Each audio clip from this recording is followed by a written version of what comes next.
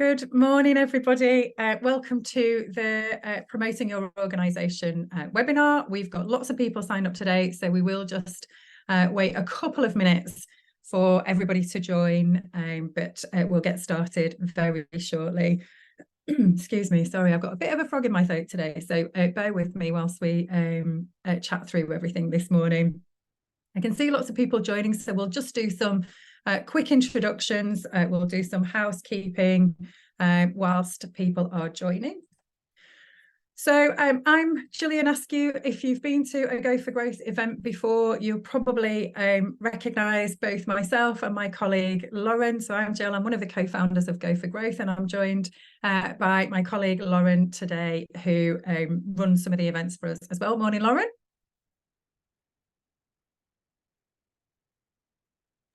I'm muted, but morning, I'm Lauren. Nice to see you all attending. The joys of the mute button, isn't it great? The session is being recorded today, so if you're just joining, you might not have heard Zoom announce that we are being recorded, but the session is being recorded today. And questions can be asked via the Q&A function or the chat function today. So if you do want to say hi and introduce yourself, it's a great opportunity to network, to meet other organisations. Please do feel free to do that in the chat function. The chat function has, I think, two settings. You can set it either just to be seen by hosts and panelists, or everybody. So if you are saying hi and you want everybody to see that, just make sure you've got it set to the right thing. We have got some time set aside for questions at the end, but if you've got them as we go, please do pop them in the Q&A function. My colleague Lauren will keep an eye on it, as will I, and we'll try and answer things as we go. But if we can't, or we need to wait until the end, that's absolutely fine. If in the unlikely event that we run out of time to get through all the questions and answers, we will come back through when we send a copy of the recording out. And you'll also get a copy of the slides from today as well. So everything will be sent to you if you've registered for the event. So you won't hear this if you're not here, but don't worry if you're not here, because everything will come out to you if you've registered for it. So what we will be doing today, we'll be covering in the next 30-40 minutes the 4 topics that you can see on screen. So we'll be thinking about the public sector toolkit. We'll cover a little bit about how the new regulations might be able to help us small and micro and social enterprise VCSE kind of organisations. We'll cover some do's and don'ts, some common pitfalls in bids that our colleagues in public sector have helped us to put together. And then we'll also have a look at the public sector offer around helping to build that all-important relationship with the public sector. So firstly, and I won't dwell too much on this, since everybody that's here, it's a good sign that you're already interested in the public sector for coming along to see how you can build that relationship. But it is a good reminder of why the public sector is a good potential customer for small to medium enterprises and the voluntary sector. And I think there are 3 key elements to that. So the size and the stability of the market, it is just under a £300 billion market. And although there are cuts in public spend, that total value of that market isn't really moving around too much. So it's a really big market. And the public sector buys everything. So there really is almost certainly something for everybody in the public sector, whether you are dealing directly with the public sector or whether you're indirectly dealing with them via the supply chain. There's no right or wrong way to go about that. And there is a real, and we'll touch on it a little bit more, but there is a real drive and ambition to place more business locally with small to medium enterprises and the voluntary sector. And that includes micro businesses and sole traders. So whilst it can feel quite difficult at the minute, actually, there are real plans in place to transition that so that it is easier and more accessible and more inclusive as opposed to more exclusive, which is a real positive.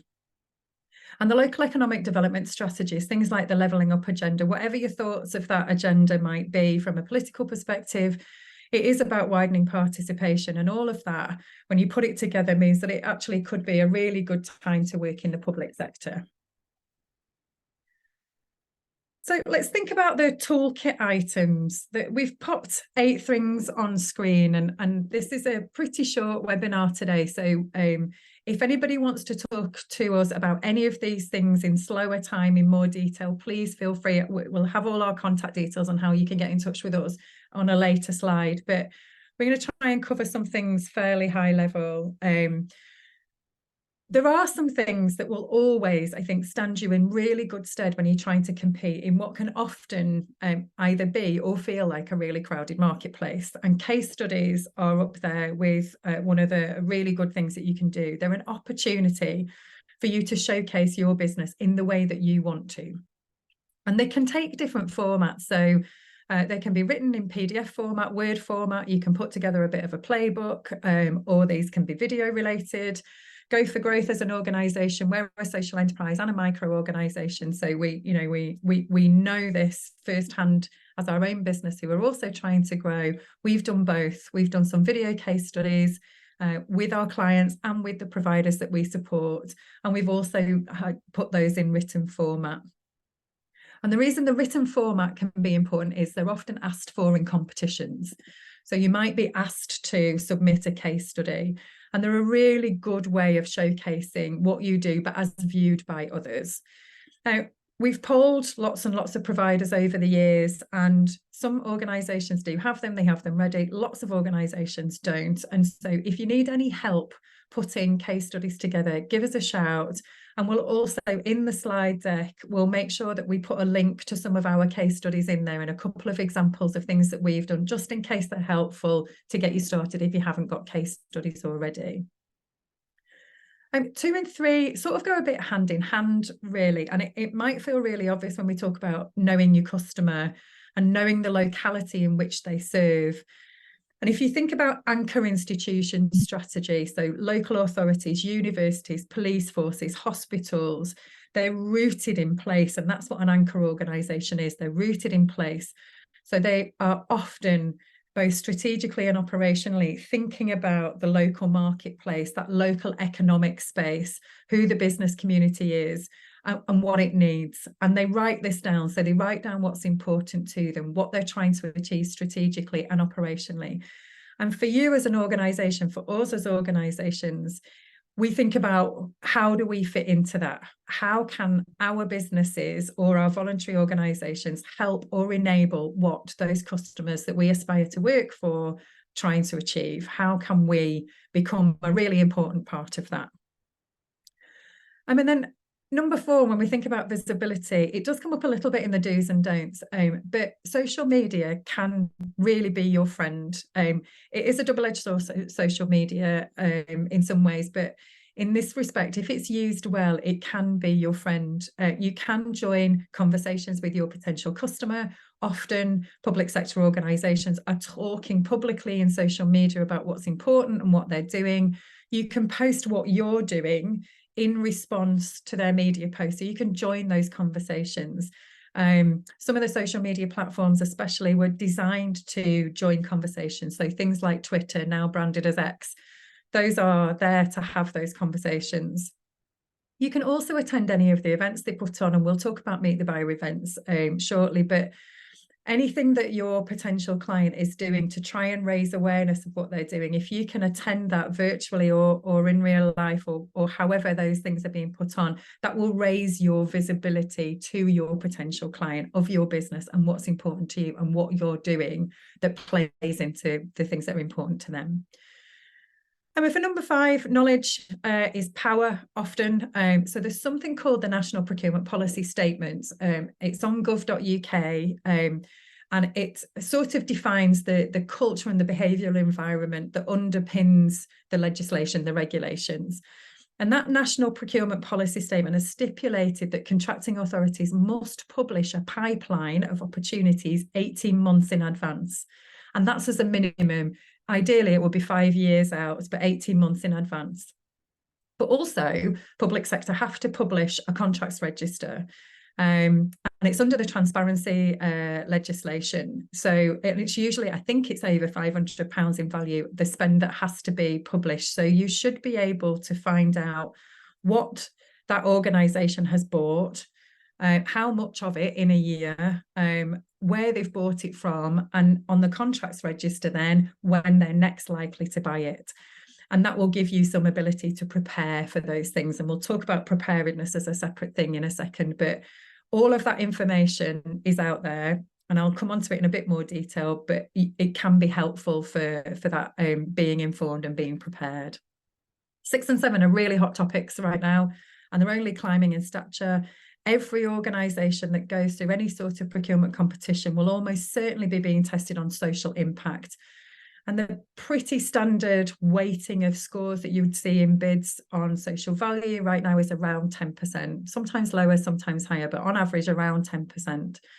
So it's important to think about what you do in your organisation to create social impact. So if you're a voluntary sector organisation, it might be that your whole organisation, your very reason for being, is all about creating social impact. So in the pre-event survey, we were contacted by an organisation that delivers creative arts for disabled adults. Organisations like that, they're rooted in social impact. But even if you're not a voluntary sector organisation, you might be strong on things like creating work experience opportunities, employability opportunities, volunteering, that kind of thing. It's about thinking about what you do that creates any of that social impact, even if it's about donations to a charity that you endorse every year or whatever it is. Every organisation will probably be creating some sort of social impact, and it's about capturing that. And carbon net zero is becoming more widely asked for, although the mandating law is currently on contracts over 5 million.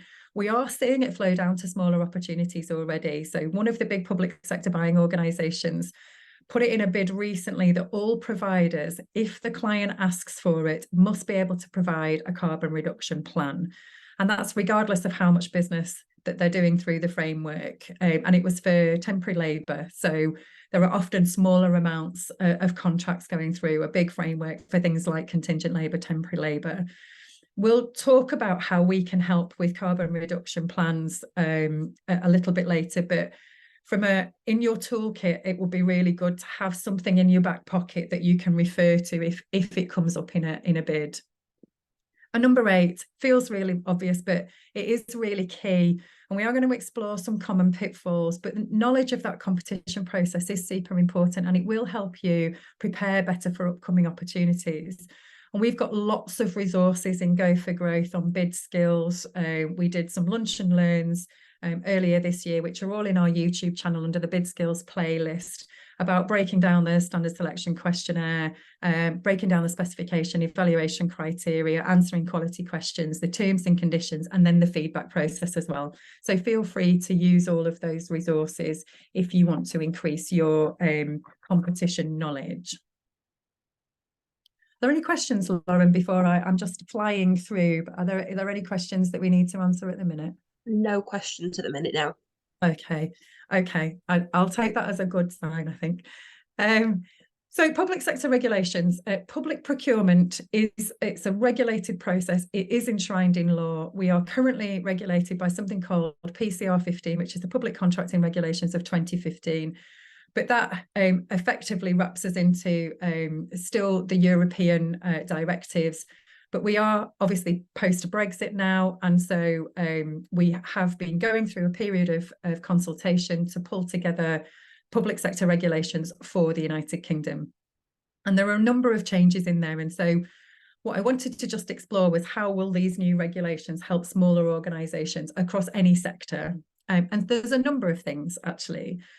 So firstly, there is a drive to not just consider small to medium enterprises, although that in and of itself is a pretty big change. But the regulations are also having a drive to consider the barriers that SMEs might face in competitions, and also how those barriers can be removed. So if you're a small voluntary sector organisation, a small private sector organisation, a medium-sized enterprise, a sole trader, a micro business like we are, then the regulations are being set up to try and help create more accessibility, more inclusivity, and to break down those barriers. Now, The execution of how that will actually take place isn't clear yet, and the regulations are still going through parliamentary. The bill is being passed through Parliament at the moment.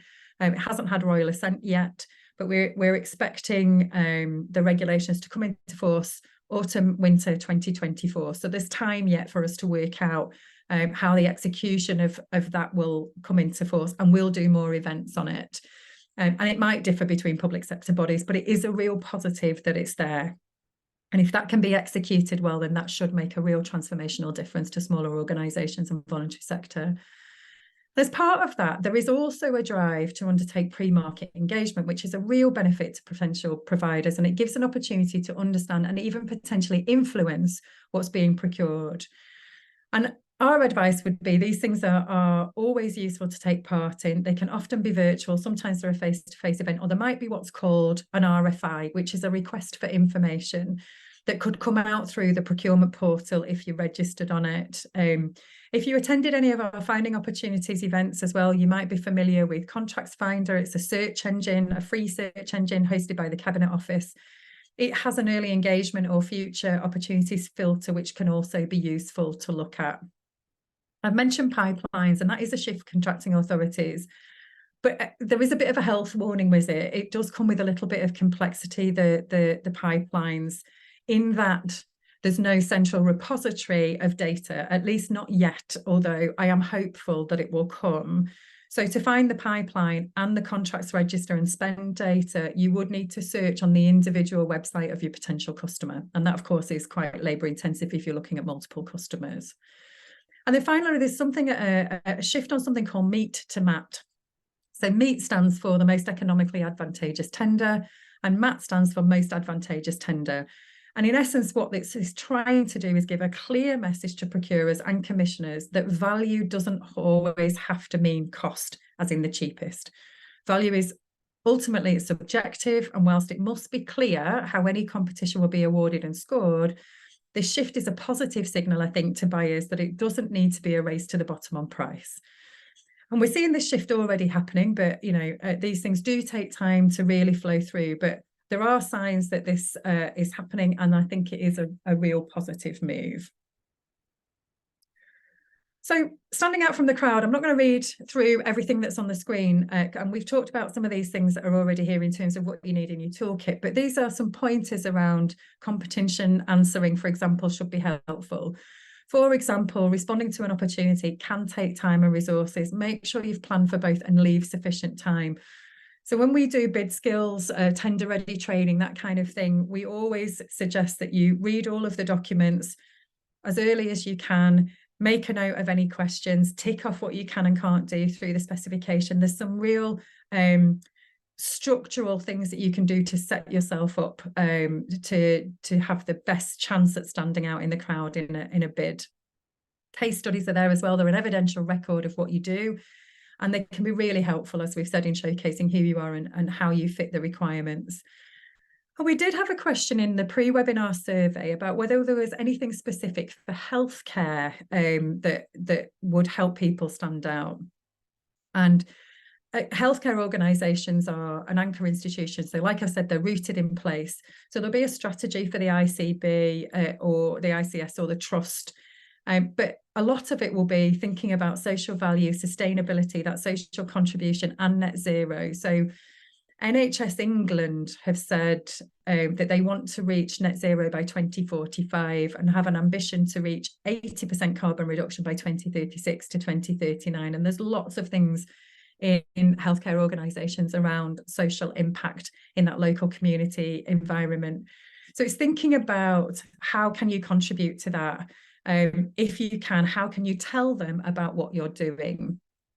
So we've talked about communication and building relationships, cultivating good reputations and relationships, keeping it professional a bit. And it's on the screen, there's an alter ego to it around cold communications. It's really hard if you don't have that relationship to create that relationship from scratch. And cold comms are often a way of trying to say, hi, I'm here, this is what we do. But there are some rules around it, I think. So make sure you're talking to the right person, that you've got the right contact details. Make sure that your communications are relevant. So what is it that's important to that organisation? How are you tapping into that? Make sure it's specific and make sure it's timely. So if you are, for example, a temporary labour provider, if they're already on contract and that contract doesn't run out for 3 years, then that timeliness is not going to fit, because what they won't be able to do is go off contract to work with anybody. So it's worth understanding some of those things. And Go for Growth are actually just doing some of that ourselves. And again, we've read the strategy, worked out what we think is important, and whether it, is successful or not remains to be seen. But we are trying to follow at least our own advice. And then thinking about the don'ts, social media can be your friend, but it is important to run social media correctly, be professional, don't overshare. And in any competition, and this can often differ actually from grant applications, in a procurement process, even if you do have a relationship or you've been chatting with a potential customer, and actually even if you're the incumbent, even if they know you really well, it's worth remembering that you can only ever be scored on what you put in your opportunity response. Evaluators by law can only judge you on what's in front of them. So if you are answering a bid, making sure that you answer the question, making sure that you include everything that you need to include, and not assuming that they will know it and be able to use it is really important.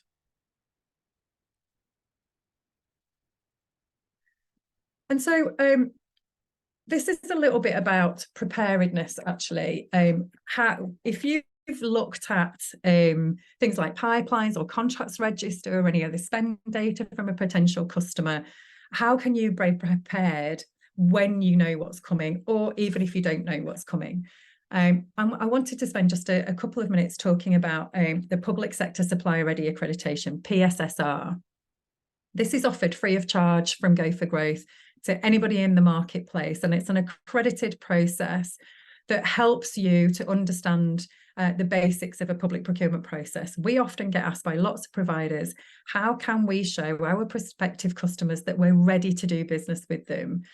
And an equal amount of providers ask us, actually, how do we start to get prepared? How do we actually get ready to do business in the public sector? So we developed the Public Sector Supplier Ready Accreditation to answer both of those conundrums.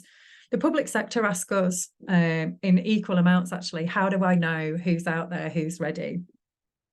So you might be just starting out, you might have tried and been unsuccessful in the past, you might be working on a purchase order basis just now and need to go through a tender for the first time. The Public Sector Supplier Ready Accreditation will guide you through what's most likely to be needed for most public sector competitions. And there is a chance that in the future, with some of the authorities, especially that we're working with, that something like the PSSR might act as pre-qualification in the future, which will save time and energy and costs for both the bidding organisation and the public sector organisation, because effectively you would fill out the PSSR once a year, and that would pre-qualify you for any competitions going forward for organisations that want to take part. There's lots of embedded help and resources in there, and lots of wraparound support from Go for Growth. So, and it will take you through that standard selection questionnaire as well. So have a look at that if you want to. There is a link to it later in the slide deck, and it is free of charge, and there is no clock ticking. So you can take as much time as you need for it, but there are just 3 steps in it. So hopefully it is a fairly user-friendly way of getting prepared. And we talked about carbon reduction plans as well. So, lots of organisations are declaring climate emergency. And so what are we doing in response to that? And how can we help providers get a carbon reduction plan? Lots of providers say to us, I just don't even know where to start. And so we've put together and again, it's free of charge to access for you. There are just 3 steps in it. It's developed in line with government guidance. We've put together a carbon net zero action planning tool for you. And again, the link will be in the slide deck so you can see how to access it. That will create for you. Go for Growth has one, a compliant carbon reduction plan that you can download a PDF of and upload into bids if you need to. Or if you're successful in winning a bid and your client asks for one, then you have it there. And if you've never done it before, which Go for Growth hadn't, our colleagues in Net Positive Futures helped us develop the programme. It's a really useful way of knowing where to get started. What it doesn't do is calculate your carbon footprint, so you're not worrying about that calculation. It's actually about what you can physically and tangibly do to reduce carbon in a way that is relevant and proportionate to your business model and who you are and what you want to achieve. So hopefully that is also a useful tool for you. So to talk about some common pitfalls in bids, we talked to 10 public sector organisations about what they thought the top things were that providers can often fall foul of. And some of them feel super obvious, but worth covering. So in any bid, not answering the question or not reading the question in conjunction with the specification, or answering what we think the contracting authority wants to hear or what we want to tell them rather than what they've actually asked. And that can often result in low scores. And we all fall foul of this.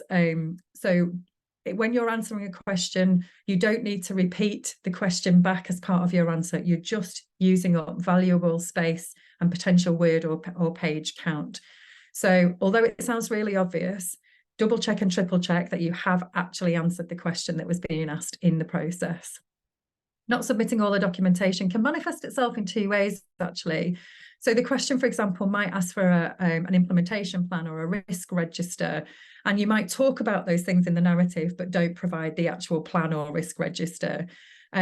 Or the standard forms that you're asked to provide. So you'll be asked to sign something called a form of tender usually, which if you don't upload that, you could render your bid unacceptable and you could be just ruled out. So it's worth double checking that you've submitted all the documentation that you have either said you're going to submit or have been requested to submit. Sometimes there's a checklist in a bid, but not always. So the responsibility is on you to make sure that as a bidder, you have uploaded everything that you need to. Caveats are really tough for public sector organisations.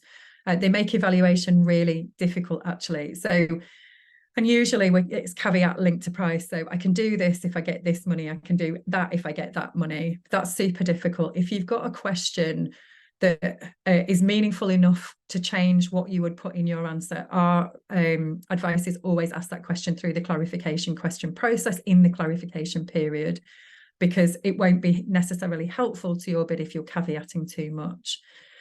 And specification stuff, one of the things that we teach in our Tender Ready coaching is the spec is it's a crucial document. It is definitely your friend. One of the first things that we always do as practitioners when we're bidding is we work through the specification, ticking off the things that we think we can do, highlighting any gaps that we think we might have to the specification, and noting any questions that we want to ask to the contracting authority. But effectively, that's what people are trying to buy. So that's what you need to be delivering. So it's a really, really crucial document.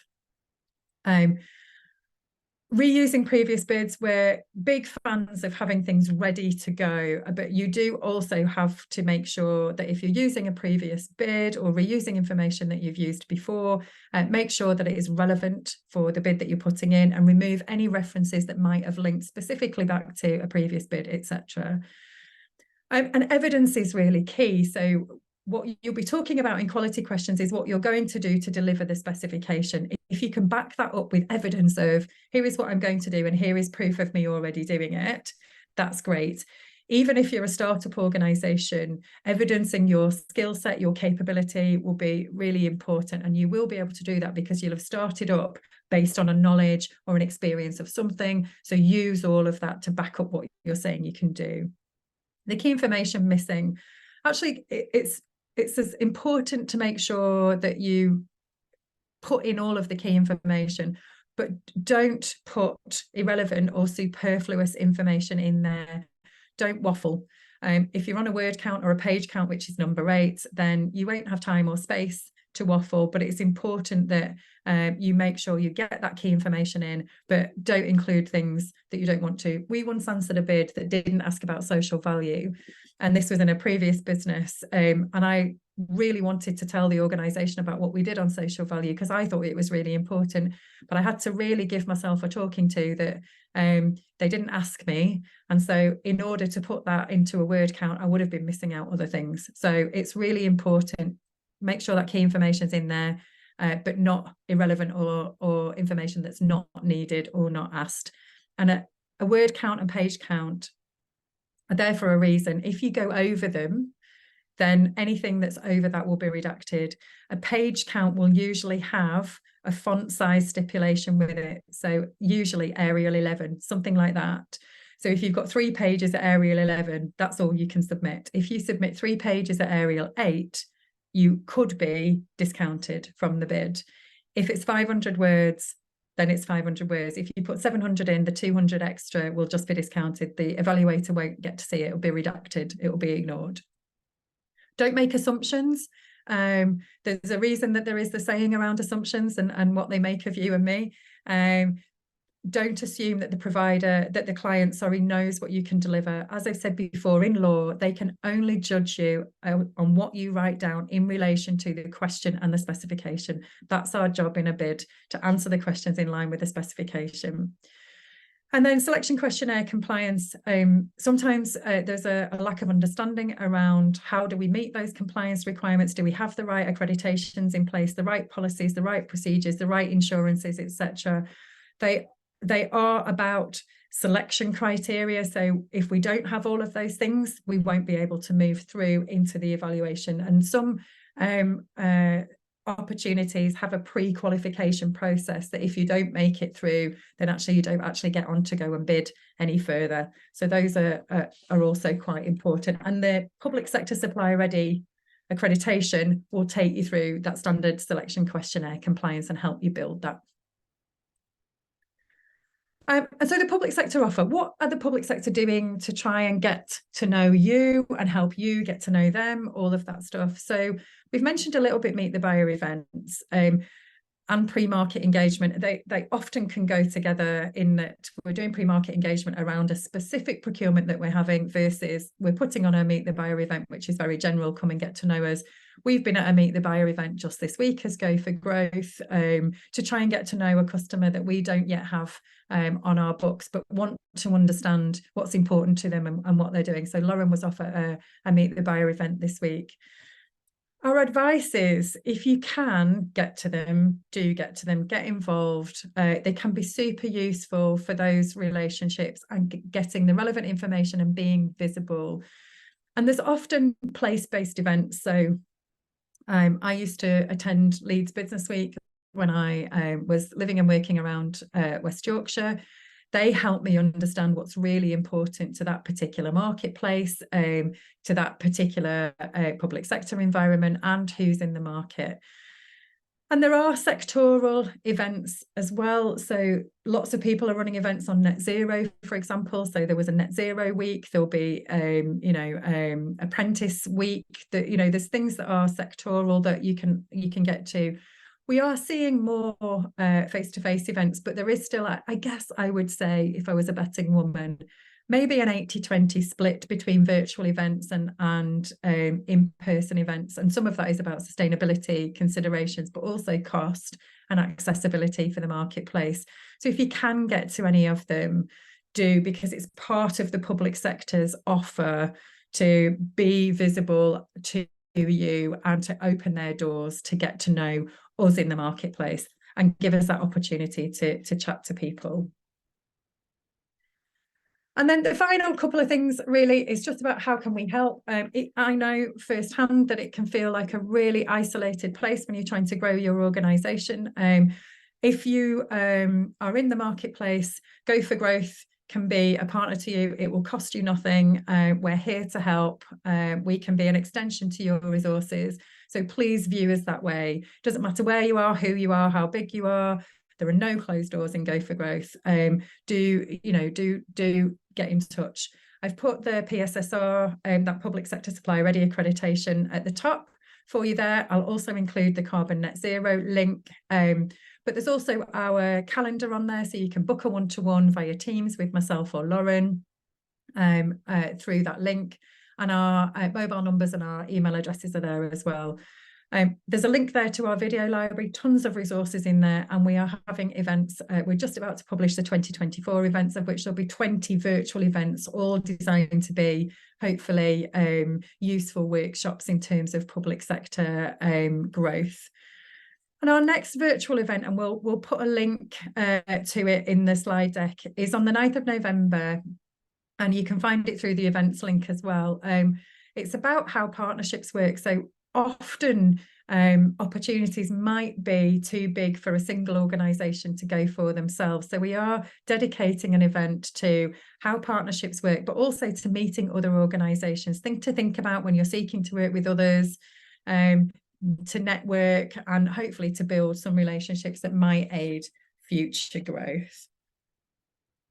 If you want to stay in touch with us, you can sign up to our mailing list. The promises that we make are we don't spam, and you can opt out at any time. And I know everybody says they don't spam, but we definitely don't spam. But we will talk to you about events that we've got going on, opportunities within the public sector, and updates that should be useful to anybody wanting to grow in the public sector. But if you want to try it and then opt out, you are more than welcome.